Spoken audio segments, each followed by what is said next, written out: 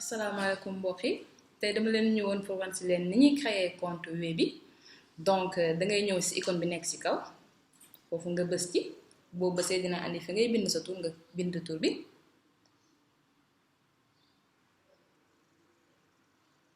boo bindee tur ba pare ci suuf am na fi nga war a bind sa numéro téléphone nga bind ko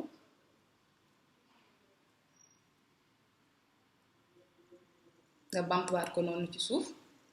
suuf a suuf mooy solde bi fi li nekk sa compte li ma am après boo paree foofu nga bës valider